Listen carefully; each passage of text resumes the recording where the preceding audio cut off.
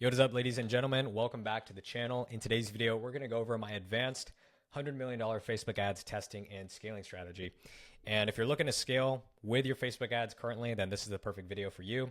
Really quickly, before we dive in, my name's Anthony. Over the last 6 years, I've generated over $100 million in advertising revenue for brands, helping brands go from 6 to 7 figures, from 7 figures to multiple 7 figures. Here's just a couple of my results that I've been able to generate using this exact system, setup, and strategy that I'm going to show you in this video. I hate to have to cycle through all of these, but I have to show them in the beginning. Otherwise, people don't watch these. So let's not waste any time and jump straight in. So the first campaign setup, here's everything that we're going to cover. We're going to cover the campaign setup and then how to make decisions in the ad account to determine whether or not you should be testing and whether or not you should be scaling.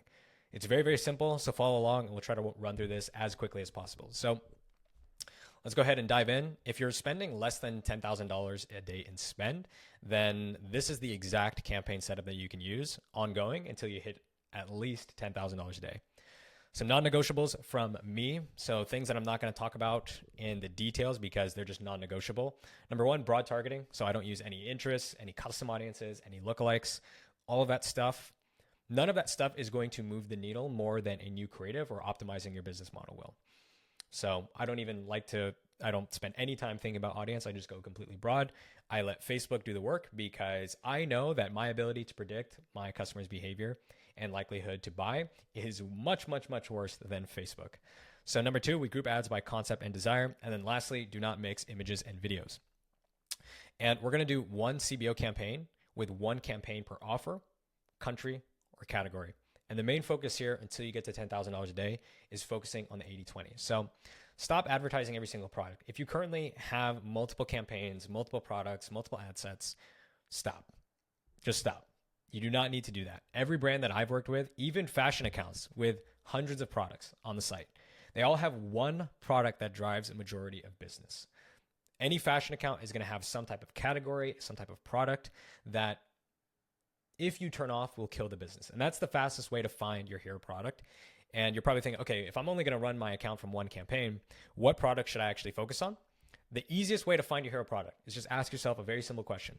What product, if I took off my website right now, would kill my entire business the fastest? You probably already know this. As I asked that question, or as you read that question, you probably have a product that came into your mind, and more than likely, you're correct. You should already know this, but if not, go into your Shopify sales report and filter by total sales revenue. Prioritize whichever product creates the most profitable customer journeys in the long term, so LTV, and then build your campaign accordingly. Very simple.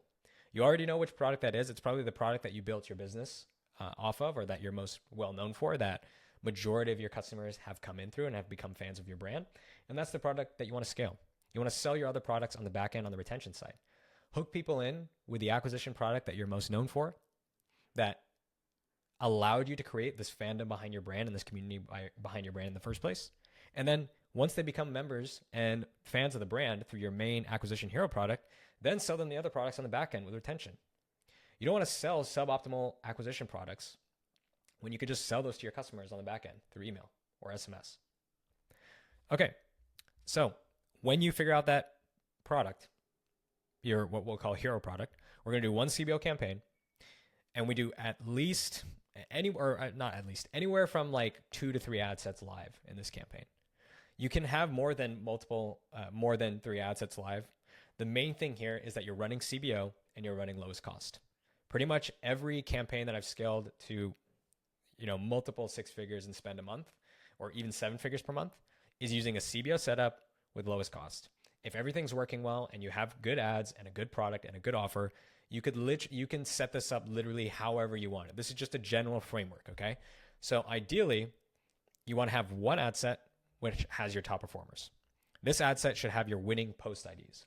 So if you are currently in a stage where you have a bunch of winning ads scattered across multiple ad sets, campaigns, or whatever, what you want to do is take all of those winning ads, compile them into a single ad set, grab all of the post IDs so you're retaining all the social proof, the comments, likes, shares, whatever, so that all of those stay on the creative. Those give you more favorable CPMs in the auction because they're proof of positive user engagement. You take your top performers, put them into one ad set. That becomes the top performers ad set, or what some people refer to as the winners ad set. Okay? This is basically, these are all of my best ads, and these are all ads that I've spent enough money on to produce a CPA that is predictable and consistent. Okay, that becomes the benchmark or the control variable, which you are now going to measure against these independent variables in the form of new creative tests. So we're launching anywhere from 1 to 2. You can do as many, honestly, you can do the fewer ad sets you have, like you can go up to 4 to 5 ad sets if you want. I just like to keep it at 1 to 2 because it keeps everything very, very focused, especially if you're at a lower budget and you have like 30 different ad sets in there. Meta's going to spend obviously into the best one, but I just like to keep it really clean with anywhere from 1 to 3 ad sets live at a time. So these ad sets, these are our creative tests. We do our creative tests in batches, and the ad set, again, completely broad targeting. I don't touch anything inside the ad set. And we're launching flexible ads or dynamic creative if your ad account still has it. We're using the 3-2-2 method, 3 creatives, 2 copy, 2 headline. I like the 3-2-2 method.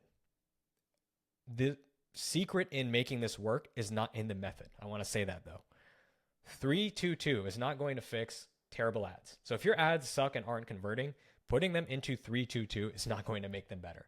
I like 3-2-2 because I can do 3 variations of one creative, and because I'm giving the algorithm fewer combinations to make decisions when delivering. So if I did like 10 creatives, that's like 10 possible combinations. 10 times 2 times 2 is 40, so 40 possible combinations. Here I have 12 possible combinations. So I'm basically limiting the scope and the variety given to Meta when I do my creative test. Okay, so flexible ads, 3 creatives, 2 ad copy, 2 headline. These are all batched by concept, by desire, by angle, and then we're going to launch these ad sets against our top performers. So you should have a top performers ad set already. If you don't have a top performers ad set, then you can just skip this and go straight into testing and then eventually create the top performers ad set. But the goal here is we're trying to find the best creatives from the flexible ad and then take those best performers and then those replace the top performers in your ad set here. So basically, we have a top performance ad set. This has 2 functions. Number 1 is to provide stable and predictable performance because ideally these are historical ads with enough spend for you to be able to rely on it producing that whatever CPA that is, and ideally it's a CPA that you actually want. Number 2, it provides a control variable to measure our performance on the new tests against. So we have a CBO campaign. The allocation of budget happens on the campaign level. Meta scans all of the ad sets and says, okay, which one is the most likely to generate the best possible outcome? In every scenario, it's going to be the best possible user experience and conversions at the lowest cost. So if we set up our campaign where we have all of these proven ads and we insert new ads, the only way for new ads to get spend or new ad sets to get spend is to prove that they are a better investment for your ad dollars than your top performers. If the ads don't get spend, they're not a better possible investment. Meta will spend. You are literally telling it in the settings, lowest cost conversions. So it's only going to spend where it can get you lowest cost conversions. If it's not spending into your test ad sets, that means your top performers and your historical ads are a better investment for your ad dollars, and you need to keep testing. It is literally better this way. Do not fall into the trap of, it's not getting spent. I want to force spend onto it. Why would you want to force spend onto it? Meta is literally telling you, you have this group of ads and this group of ads. You want conversions at the lowest cost? I'm going to spend into this ad set. So why would you separate them out and force spend and then have some arbitrary minimum number of conversions? Like people say, oh, if it gets 10 conversions, it's a winning ad. It's like, dude, come on. So top performers ad set, we launch new ad sets as new creative tests. If they get spend and the performance gets better, we take those test creatives and we graduate them in the top performers ad set and then grab the winning post IDs and then they go there. And then we make room for new test ad sets. Okay, very simple. Best performers by spend and CPA, you move into the top performers. That is it. That is literally it. Okay, so let's say you're at more than 10K a day in spend. Let's say you graduate and you're past $10,000 a day in spend. We're still doing broad targeting. We're still grouping the ads by concept. Now, to expand here, you can go into a second product. To be honest, I have scaled accounts to $50,000 a day with one campaign. You don't need to expand into another product, but I wouldn't even start thinking about a new product until I get past $10,000 a day in spend, because there's still so much work to be done with product number 1, right? And there's obviously this whole graph and diagram totally overshadows all of the necessary work that needs to be done to the rest of the business model to support a simplified account structure and campaign setup such as this. But assuming that you've optimized your business model, you have really good product market fit, you have a really strong acquisition offer, you have people that decide to come back after they make the first purchase, ideally within a time frame that actually positively impacts your cash flow, then you can expand into a new product. Maybe you're a very seasonal business and you can't sell jackets in the summer, so you want to expand into sweatshirts or hats. Okay. But honestly, if you're an evergreen business, pretty much every evergreen business below $10,000 a day, this is all you need. Okay. That is it. Now, in terms of the actual like management day to day, very simple flow chart for this. Every day, come in, you check yesterday's data.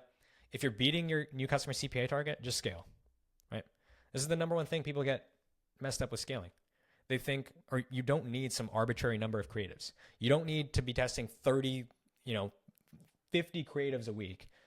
You can scale accounts with literally like 2 to 3 ads. Like it doesn't take a lot of creative to scale. Creative is very much a quality over quantity thing, unless you're using cost caps. If you're using cost caps, then yeah, you got to launch 100, 150 ads a week in order to get those things to spend, right? But the main thing is, if you come in, you check your account, you check yesterday's data. If you're beating your target, if you're hitting your target, just scale.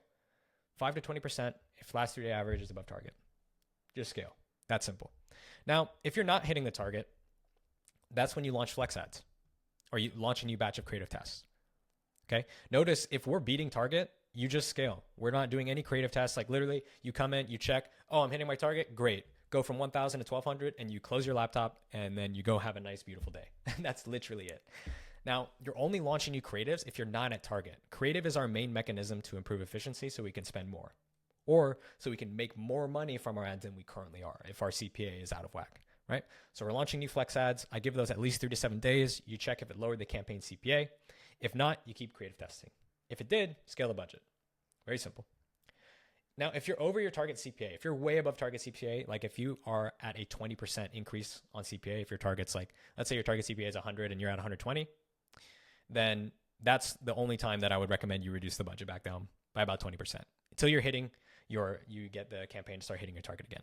Unless you're at the hard deck. And a hard deck is basically what is the minimum viable ad spend, which I would say for me is $100 a day. Anything below than that, you're just moving way too slow. But for larger brands, you're going to have some type of minimum spend that you want to stick to. If you have a monthly budget, obviously, then you don't want to go below that as well. But only if you are above 20% of your target CPA, that's when you want to reduce the budget. Okay. So very simple. And this is the cycle of scaling. Okay. So increase budget until you're at target, until you can't scale further. Once you can't scale further, you test to improve efficiency. When you test to improve efficiency, you're doing new angles and concepts. If those improve efficiency, then you increase budget until you're at target. And that's basically it. You just do this to get to $10 million a year. You just do this over and over and over and over and over again. Okay.